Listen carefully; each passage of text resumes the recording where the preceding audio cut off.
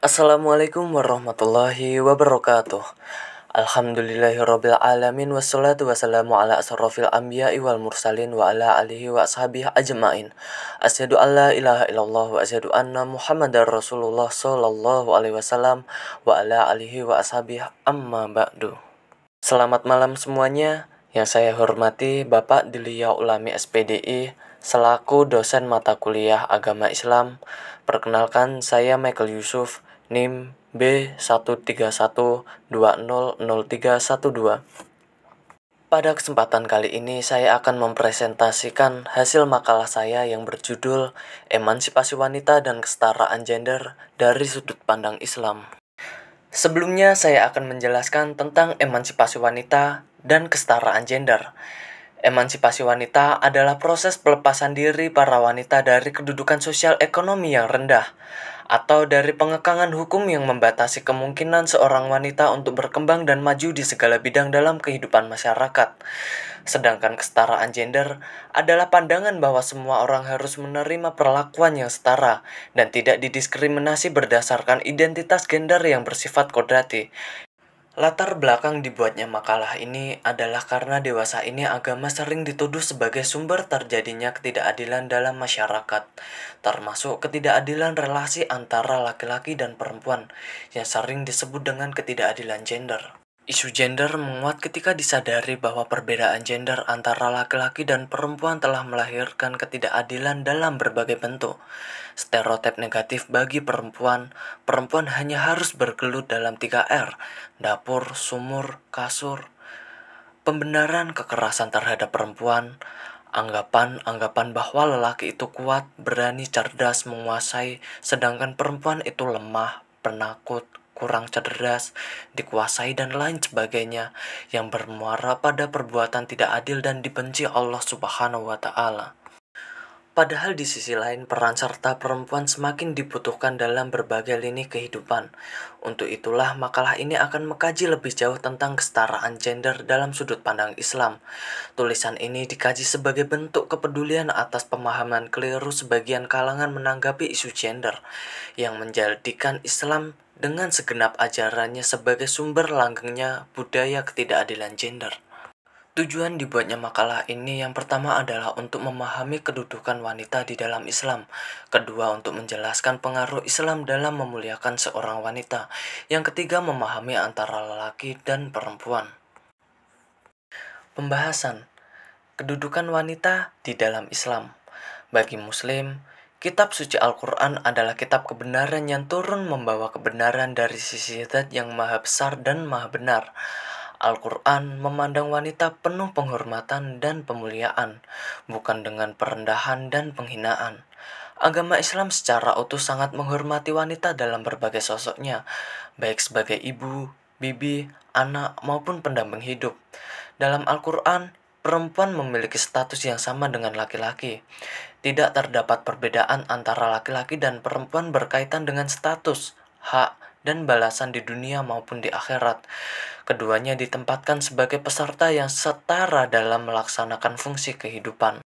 Sesuai dengan ayat Al-Quran, "Wa ma khalaqatul jinna wal insa illa liya'buduni." Dan tidak aku ciptakan jin dan manusia kecuali untuk ibadah kepadaku Allah. Surah Az-Zariyat ayat 56. Dari ayat itu dijelaskan bahwa hakikinya manusia hidup adalah untuk ibadah kepadaku Allah, tidak membedakan antara lelaki dan perempuan. Dalam surah Al-Hujurat ayat 13, "Ya ayuhan nasu inna khalaqnakum min dzakari wa unsa." Wahai para manusia, sesungguhnya aku Allah menciptakan kalian dari laki-laki dan perempuan. Wa ja'alnakum su'uban wa qabaila lita'arafu. Dan aku Allah menjadikan kalian berbangsa bersuku agar kalian saling mengenal. Inna akramakum indallah. Sesungguhnya yang mulia di sisi Allah iku at-taqwakum, adalah ketakwaan kalian. Innallaha alimun khabir. Sesungguhnya Allah itu zat yang maha mengetahui lagi maha meneliti. Dalam ayat itu dijelaskan bahwa manusia dalam kapasitasnya adalah sebagai hamba. Tidak ada perbedaan antara laki-laki dan perempuan. Keduanya berpotensi dan mempunyai peluang yang sama untuk menjadi hamba ideal atau muttaqin. Untuk mencapai derajat muttaqin, Al-Quran tidak pernah membedakan jenis kelamin, suku bangsa, atau kelompok etnis. Hamba Allah baik laki-laki maupun perempuan masing-masing akan mendapat penghargaan dari Allah sesuai dengan kadar pengabdiannya, bukan dari jenis kelaminnya. Kalaupun ada permasalahan yang memberikan kekhususan bagi laki-laki, itu tidak menjadikan laki-laki lebih mulia di hadapan Allah. Pada masa Rasulullah, kaum perempuan muslimah tampak dalam sosok perempuan yang dinamis, sopan, dan terpelihara akhlaknya. Bahkan dalam Al-Quran surah Al-Mumtahanah ayat 12, figur ideal seorang muslimah disimbolkan sebagai sosok yang memiliki kemandirian politik sebagaimana Ratu Bilqis yang mempunyai kerajaan superpower, dan banyak contoh lainnya. Islam sangat memuliakan perempuan. Pada Al-Quran surah Al-Luqman ayat 14, wa wasyainal insanu biwalidayh hamaltahu ummuhu. Seorang anak supaya berbakti kepada orang tua, khususnya kepada ibu. Di sini ditekankan bahwa ibu berhak mendapat bakti lebih besar daripada ayah. Dalam hadis sahih Bukhari Muslim, dijelaskan ada seorang sahabat datang pada Nabi. Ia bertanya, "Wahai Nabi, kepada siapakah aku harus berbakti pertama kali?" Dijawab oleh Nabi, "Ummuka, ummuka, ummuka, lalu abuka." Dari hadis tersebut dijelaskan bahwa pentingnya berbakti pada orang tua, utamanya kepada seorang ibu. Untuk sosok bibi, Islam perintah supaya berbuat baik sebagaimana berbuat baik kepada sosok ibu. Kepada sosok anak, Islam juga memuliakannya. Dalam Al-Quran menyatakan bahwa anak wanita juga berhak hidup. Karena pada masa itu, membunuh anak kecil bahkan mengubur hidup-hidup seorang anak perempuan itu adalah hal yang biasa dan dibenarkan pada masa itu. Adapun pandangan wanita dalam sosoknya sebagai istri, perintah Al-Quran sangat jelas dan tegas untuk memperlakukan istri dengan baik sebagai bentuk penghormatan dan pemuliaan penuh kepadanya. Pengaruh Islam terhadap wanita. Beribu tahun sebelum Islam diwahyukan, di berbagai belahan dunia, kaum perempuan dipandang tidak memiliki kemanusiaan yang utuh. Dan oleh karenanya, perempuan tidak berhak bersuara, tidak berhak berkarya, dan tidak berhak memiliki harta. Bahkan eksistensinya sebagai manusia pun dipertanyakan. Adat istiadat jahiliyah pada masa itu, selain mengubur bayi perempuan hidup-hidup, ada banyak praktek jahiliyah lainnya yang sangat menjatuhkan dan merendahkan wanita pada masa itu. Sebagai contohnya, seorang laki-laki bebas mengawini perempuan sebanyak yang dia sukai dan menceraikannya sesuka hati. Bahkan dalam riwayat ada seorang kepala suku yang memiliki 70-90 istri, dan itu dimaklumi. Pada masa jahiliyah, ada banyak macam pola perkawinan. Seorang anak sulung laki-laki bisa menikahi janda bekas mendiang ayahnya. Caranya cukup simpel, hanya dengan melempar sehelai kain, ibu tirinya sudah bisa menjadi istrinya.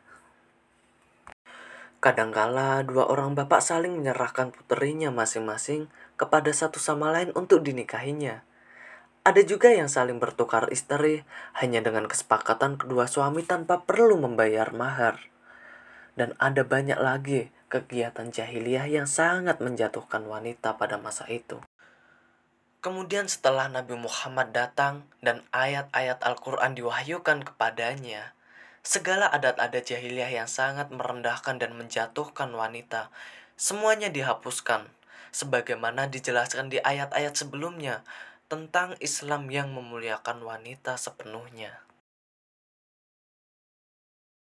Pembeda antara laki-laki dan perempuan. Realitas tak tersangkalkan yang dinyatakan di dalam Al-Quran dan dibuktikan oleh fakta ilmiah menjelaskan bahwa laki-laki dan perempuan itu berbeda. Sebagai contoh, anak perempuan lebih memilih mainan boneka sedangkan anak laki-laki lebih memilih mainan pedang-pedangan. Dalam pertumbuhannya pun fisik anak laki-laki lebih kuat dibandingkan anak perempuan dan ada banyak perbedaan lainnya. Namun itu bukan menafikan kesetaraan atau kesamaan yang wujud antara keduanya. Konsep persamaan dan kesetaraan antara pria dan wanita dalam Islam tidak menganut persamaan mutlak 50/50. Sejatinya persamaan bukanlah persamaan tugas atau tempat tugas, melainkan persamaan dalam status. Masing-masing harus dipandang dengan kacamata kehormatan yang wajib diperlakukan setara secara hukum dan moral. Dalam hubungan sosial, Islam menerapkan sistem pembagian kerja menyesuaikan jenis kelaminnya. Medan juang pria sesuai dengan tabiatnya adalah luar rumah, sedangkan wanita adalah di dalam rumah. Sebagai contoh, jika seorang perempuan menyelesaikan pekerjaan rumah, seorang laki-laki juga harus menyeimbangkan, tapi tidak dengan menyelesaikan pekerjaan rumah, melainkan dengan mencari nafkah. Ini sama sekali bukan diskriminasi, tetapi ini adalah bentuk penjagaan kekasan dan karakteristik pria dan wanita. Pembagian dan pembedaan ini adil serta akan memberi kesempatan yang luas bagi keduanya untuk memaksimalkan sebaik mungkin potensi bawaan mereka. Jika feminisme memaknai keadilan gender dengan persamaan mutlak antara pria dan wanita, maka Islam memaknai keadilan gender dengan memberikan hak dan kewajiban pria dan wanita sesuai dengan porsinya. Kesimpulan, agama Islam secara utuh sangat menghormati wanita dalam berbagai sosoknya, baik sebagai ibu, bibi, anak, maupun istri. Dalam Al-Quran, perempuan memiliki status yang sama dengan laki-laki. Bahkan jika dilihat dari sejarahnya, Islam telah menghapuskan adat-adat jahiliyah yang sangat menjatuhkan perempuan. Islam memaknai keadilan gender dengan memberikan hak dan kewajiban pria dan wanita sesuai dengan porsinya.